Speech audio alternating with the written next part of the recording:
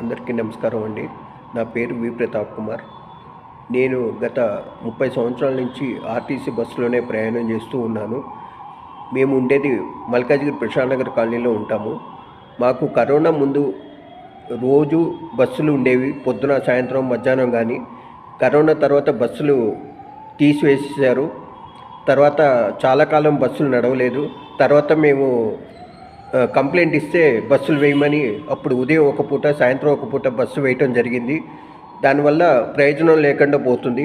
మేము అఫ్జల్గంజ్ వెళ్ళాలన్నా, Imlibun bus station వెళ్ళాలన్నా, ఇంకా దూర ప్రాంతాలకు వెళ్ళాలన్నా బస్సులు లేవు. కేవలం ఒక ట్రిప్పు పొద్దున సాయంత్రం ఒక ట్రిప్పు వేస్తున్నారు.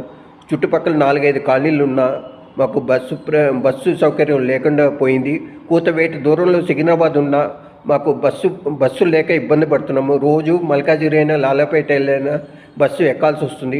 చాలామంది రిటైర్ అయ్యి సీనియర్ సిటిజన్స్ చాలామంది ఉన్నారు. తర్వాత ప్రభుత్వ పెన్షన్ ఆఫీస్ కూడా ఉంది మా కాలనీలో, ప్రశాంత్ నగర్ మల్కాజ్గిరి కిందకు వస్తుంది. కాబట్టి దయచేసి ఆర్టీసీ అధికారులు మా కాలనీకి మళ్ళీ బస్సులు ప్రవేశపెట్టాలని మీ ద్వారా నేను మనసారా కోరుకుంటున్నాను. నా పేరు వి ప్రతాప్ కుమార్, సామాజిక కార్యకర్తని ఉంటాను.